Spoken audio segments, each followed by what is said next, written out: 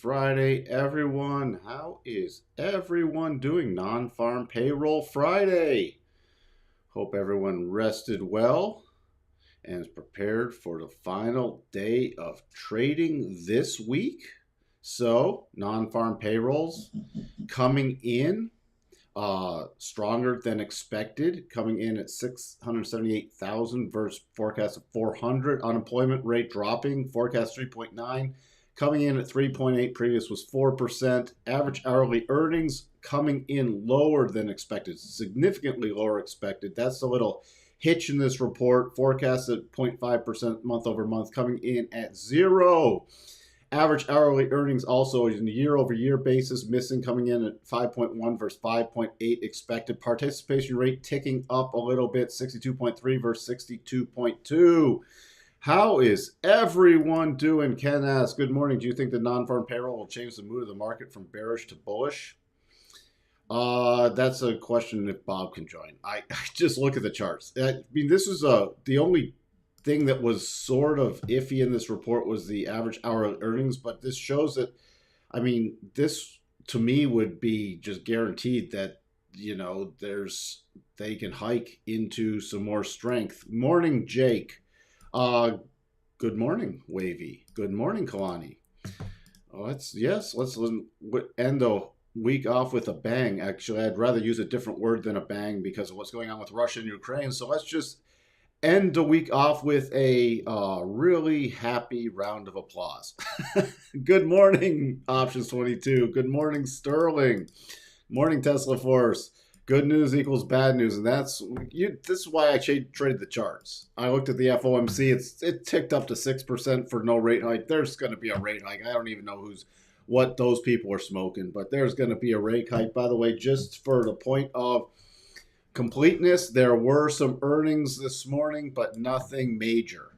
Very light earnings day, nothing I'm really watching for, but wanted to put that on for completeness.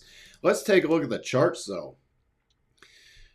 It's been all over the place, a little strength before Europe and Asia, then sell-off, really key level. I'm going to be certain watches about this 43.15. We start accelerating below there, especially down below 43.10.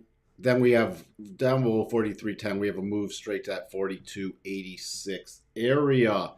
So that's really key what I'm watching at. Again, we run up, hit that key cluster of resistance.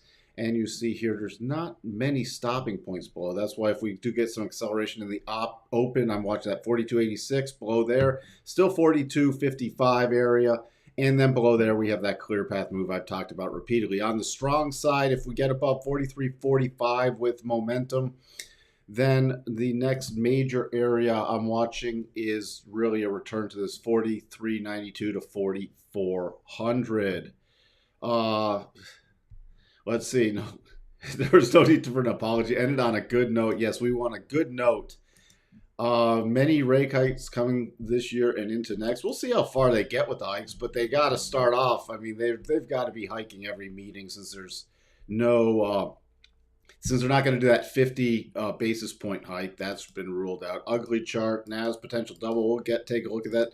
It is sort of an ugly chart, but you're still in a multi-day consolidation from the end of the month run up in February, and it's just moving sideways. So it really, you have the downward shifting rotation zone, so we've not been able to get a close below that. So that's the only thing I'll be watching today. If it does rally, where it closes in relation to the rotation zone. And if it goes down, the next major area, if we really start selling off, is that 42.22.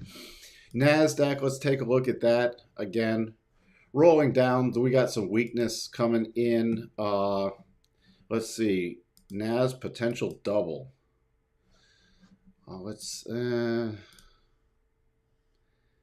I don't know, not really. Not in my book. This is just a little sideways area. So if you get momentum, you can use these key little levels. Let me jump back out. We might have to reset this level a bit. Yeah, we're going to have to reset this level a bit and come down a bit to around here. to around 13,886. Break below that, then I'm watching this 13,800.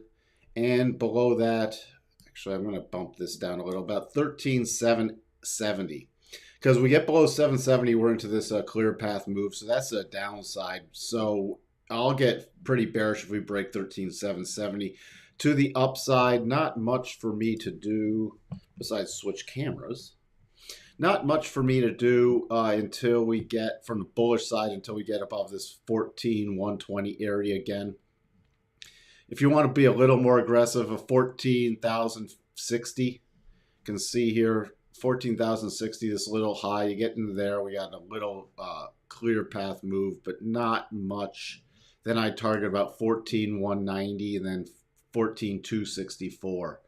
Not a lot of movement yet, so we'll really have to wait till that open and see how that transpires. Also, if we do rally, I'll watch where we close the day in relation to the rotation zone coming in about 14,280. So that will be the key closing basis on a rally. Dow, everything's about down the same, by the way. Just slightly over 1%, except Russell's the weakest of them all. Dow also rotating down. Let's just see if we need to fine tune these levels. I'm keeping this 33. We'll just go to 33,300. Let's just make it the nice round number. Below there, you see you have multiple stopping points. Major would be 13,140 area. But there's no clear path to all the way down here. You get down below 13,140, I'd be targeting about this 33,140. Then I'd be targeting 32,950. And then below that, I have all the way back to the retest of the lows. To the upside, can't do really much at all. I'd be keying off of right around 33,700. And then we got above there 33,940. Same situation here if we rally, but we haven't even touched the rotation zone, but we need a super strong rally. The key level for me would be about 34,120. Russell still in this consolidation chopping pattern. I'm still watching if we get below 1986 on the downside. And now resistance we tested earlier was 2036, and that's still the key level. Crude.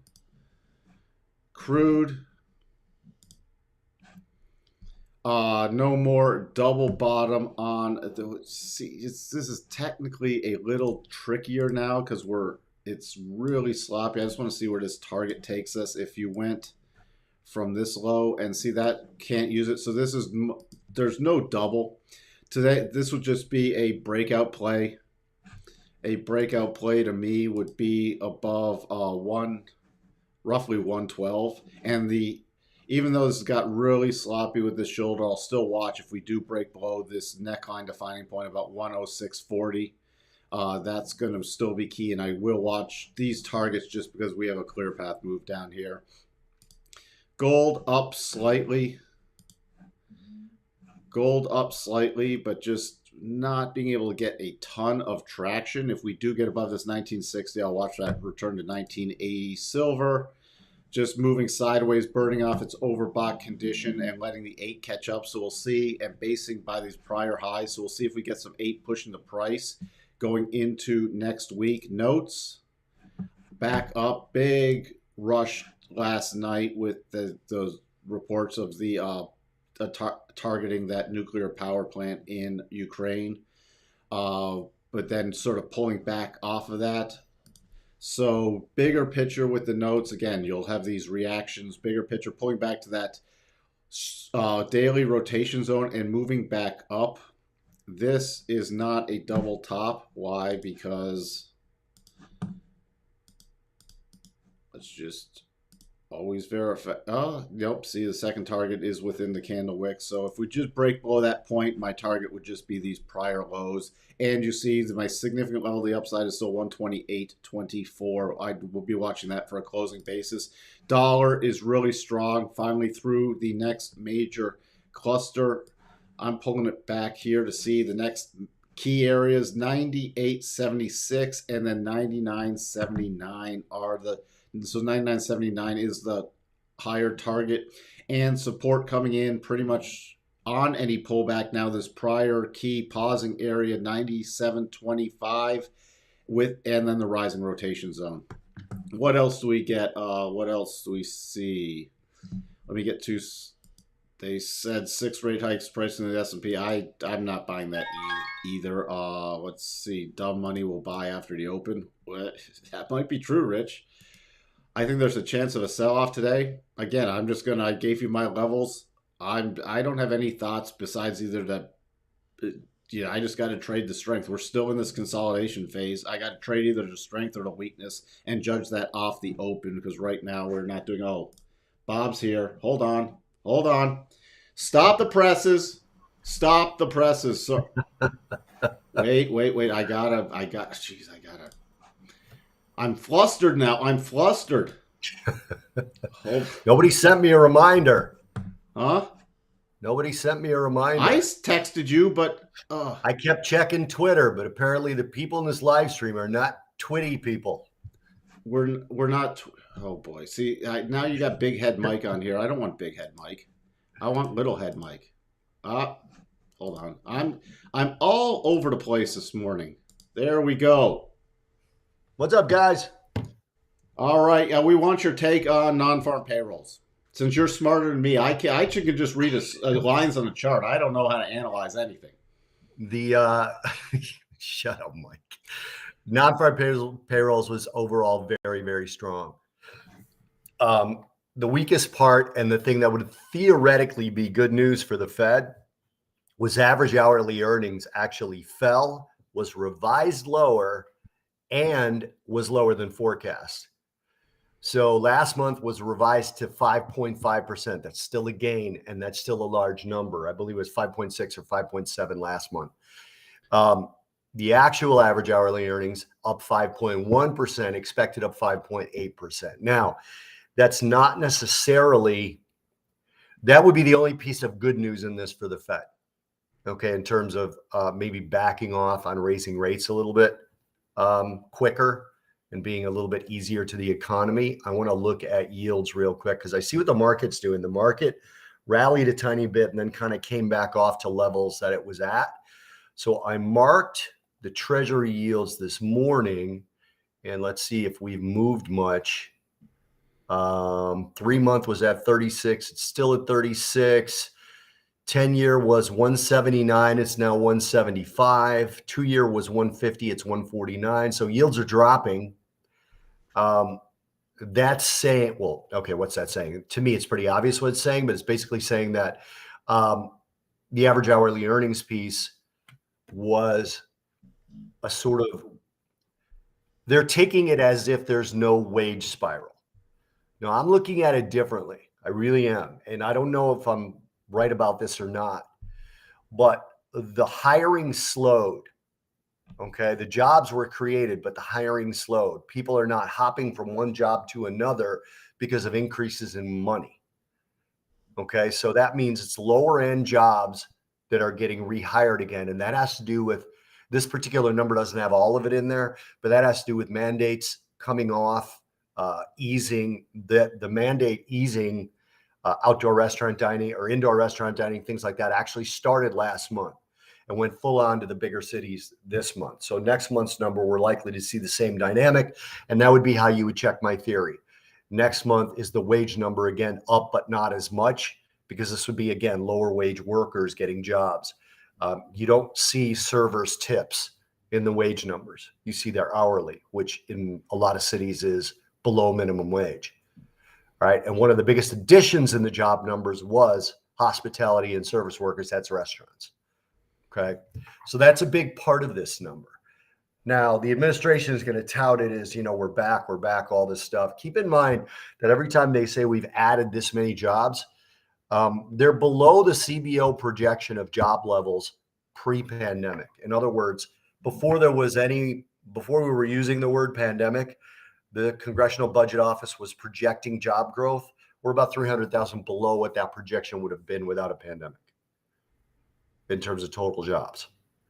So GDP is higher than it was projected, and that's likely because of the stimulus checks.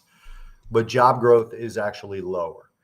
So overall, this is a very strong number, but I don't think it takes the Fed out of the picture. I don't think it's going to rally stocks at all. Well, that's why we needed you on here to give the smart take, as opposed to just my silly lines on the chart. Hey, keep in mind, guys, as we do this more, my take isn't going to make you one goddamn cent. Okay. Because A, it's just my take, and B, it could be wrong. Fundamentals are a hobby. They're fun to talk about for me. It's fun to make a prediction and then see that prediction actually come true. But in terms of trades, the lines on the charts, please. Everybody always remember that. That's what I use as well. Well, Amit says this was before. Good morning. Given all the volatility from the various macro issues, is this usually a characteristic of market topping and now consolidating for another move down? That's you, Mike. I mean, I'm geared for another move down just from the technicals. Yep. Whether that happens today or next week or next couple weeks is still, that's more shorter term, but longer term, I'm still geared for another move down, and there will be some tipping trigger point. It obviously wasn't non-farm payrolls. I mean, everything's You know now. what was interesting? What was that? The rally we got 2 days ago, the VIX barely budged. No, I was looking at that. It's still, the VIX is holding up at these higher levels, but there's still no panic. We haven't hit panic levels with the VIX. Did you see what? So yeah, I'm just geared for that next move down because that's also what the technicals say. Did you see what? Have you looked at wheat this morning? No. Limit up again, sitting here at all-time highs. New all-time highs. New. What is it? Well, how did you used to screw that up? All new time highs. All new time highs, everyone. 12. Keep that as your thing. Over $12. Over $12. Limit and up what again. What other ags are we talking that are just through the roof? Corn's really getting its move on too.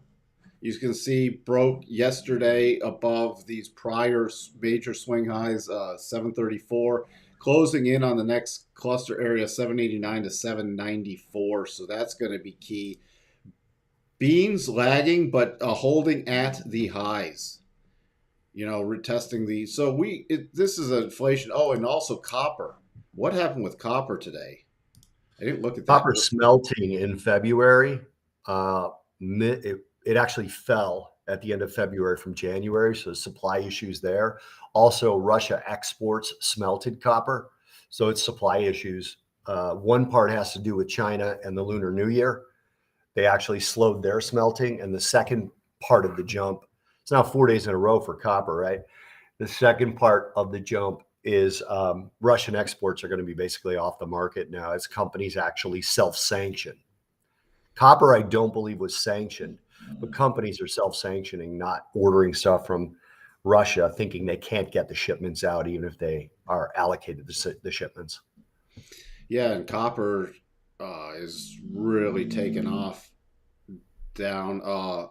So now this prior major resistance that you see over here, and then confirmed back in the 10th of February, broke through yesterday. So that's now major support. So even on a pullback to 469 roughly is now prior resistance becoming support. But this I know the spot market is at record highs. So, you know, that's where we're sitting with copper. There's just a lot of across the board inflation pressures that aren't going to ease up anytime soon. So, I mean, next harmonic, look at that, $4.99.85, so roughly $5. $5 is the next target higher. It'll be interesting to see if we hit that. With Bitcoin going down, everyone will start real farming now. All right, guys, I got to jump. I just wanted to pop in here because I had to leave early yesterday. Anybody got anything for me before I go? Let's see. No, I can handle the rest. All right. Thanks, all right. Bob. Cheers, guys. Thanks, Mikey. Let me jump back on with Mini Mike.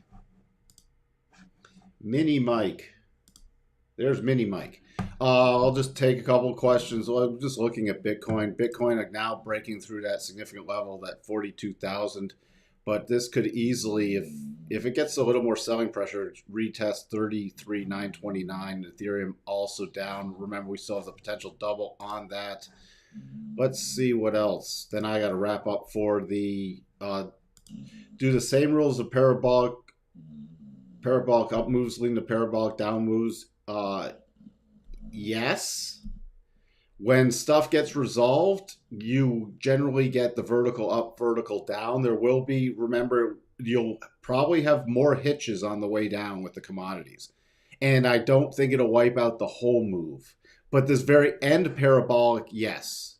You can wipe out a lot of that, but you have to just decide when the move started. Like crude, is this parabolic up? Yeah, but now, I mean, we've been in a bullish mode. So what would I be watching getting retraced? I'd be watching this final segment at some point getting retraced and then forming a really new higher base. Wheat, let's jump back to that. I mean, this has gone parabolic. Can it keep going for a while? Yeah, we're on limit up. You see this little dot up here. That's where we're trading right now. We're at limit up. It just gapped up limit. Now, what's interesting is even if it retraces this level, I'd be watching just back to the mid nines, and we could even have support possibly higher. So now my new support base would be back here, not retracing this whole. And remember, wheat was bullish going into this situation. Now it's gone parabolic.